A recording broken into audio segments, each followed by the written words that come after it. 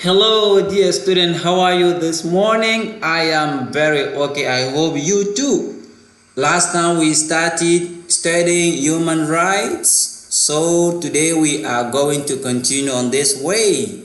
The first lesson was about children rights and duties. So for this class, by my way of refreshing your mind, we try to see some children rights and duties and defining some word, right? And in the second part of our lesson we studied how to express condition by using if clauses, right? So today we are going to continue, but the second lesson gonna be about protecting children rights. Okay, so before starting the class, here is the learning context. So let's read it together. For the International Human Rights Day, the students of the Education Department of Aide are listening to a BBC report during the classroom session about the protection of children rights. You see, what are the students doing? The students are listening to the to a BBC report about the protection of human rights. Okay, so since you students are listening to the BBC report about the protection of children rights, so guess that I am the presenter, so you listen carefully.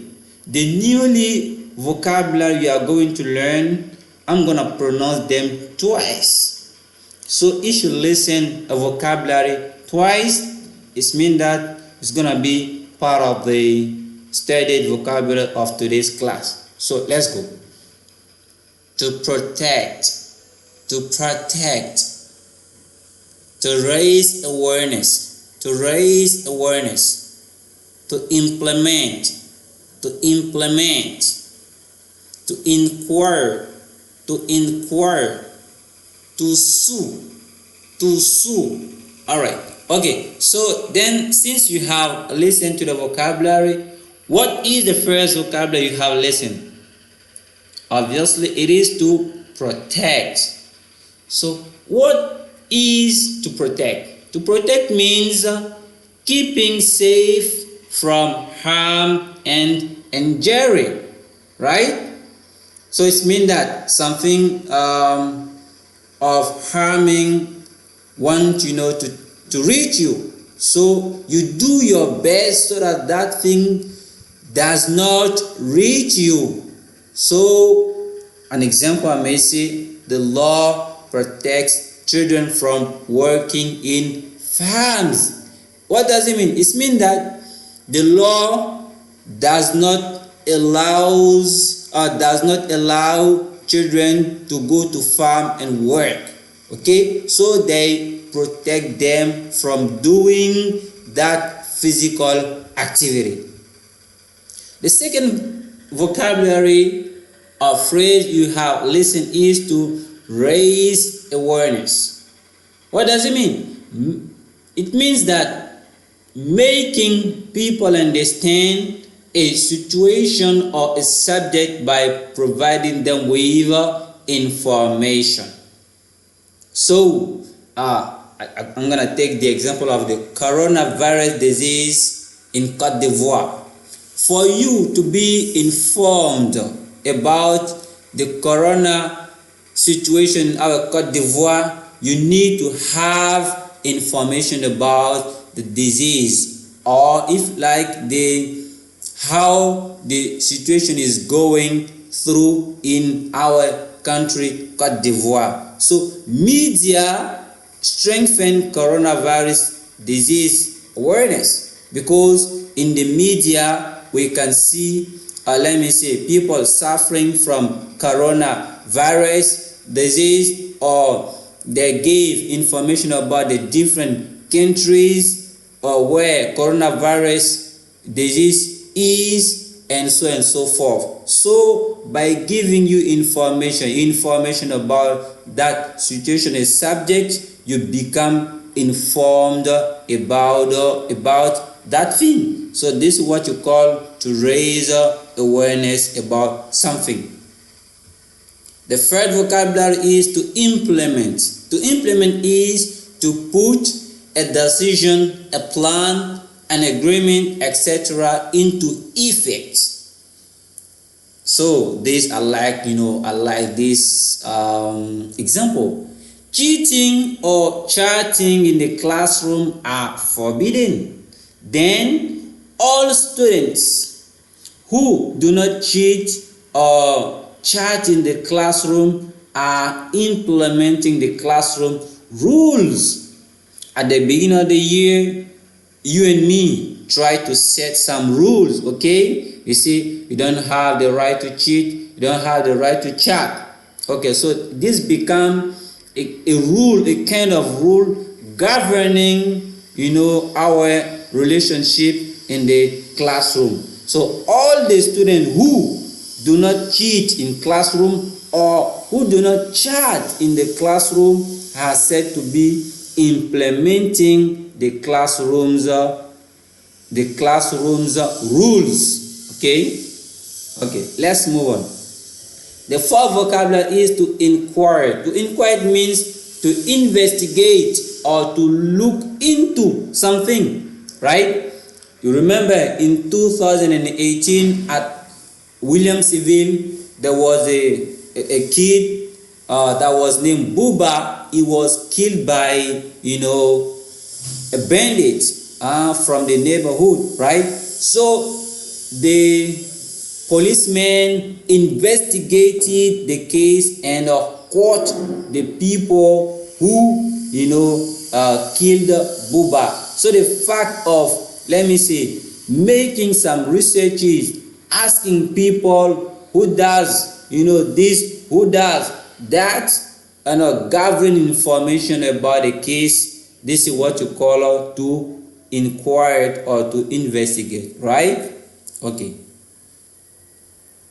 The fifth vocabulary is to sue or to sue according to American English or British English, right? So to sue is to institute legal proceeding against a person or institution.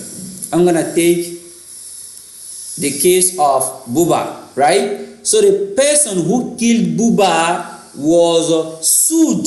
Okay, it means that he was prosecuted. He was taken to the court for the sake of being judged, and at the end of the judgment, the judge may charge him with going to prison or to paying fine, right? So this is what we call to sue. All right, so let's come on again on the pronunciation of the different newly studied vocabulary. To protect, to raise awareness, to implement, to inquire, to sue. Okay, thank you. So let's continue. The second part of our lesson is going to be about language function.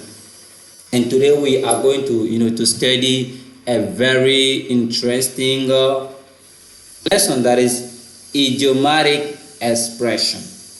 The first question I'm going to ask is, what is an idiom? An idiom is an expression specific to a domain, specific to a language, specific to a district, right? It means that it is a specific way of speaking in a specific domain. So let me give you a first example. To beat about the bush. Okay? Look at the meaning. Not to speak directly about an issue. So what do you notice? Look at the idiomatic expression and the meaning. If you want to take word by word, you won't find the meaning. So it is a whole by putting all the word here together that you have the meaning. So the second example is to break ices. You see, I'm not breaking, you don't have ice that I'm breaking, okay? So it means that to make people feel more comfortable, right? Okay, so let's do an exercise to see if you have understood what I am explaining. Okay. Match each idiomatic expression to the meaning. To clean the room when pigs fly. To be under the weather. A piece of cake, very easy, never very sick. Alright. So here is the answer. To clean the room when pigs fly. You know that pigs that, let me say, do not fly. So this means never. Okay, never. So the answer from one is B. To be under the weather, it means that you are very sick, and a piece of cake is very easy. For you to continue learning about English idiom, here are some English website where you can find English idiom. So for today's class, it's gonna be ended by a home assignment. So you take your workbook, language function application page 39. So thank you for listening. Learn your English by heart, because it is the only way of mastering them. You cannot imagine, right, the meaning. So God bless you. Thank you. Goodbye. See you next time.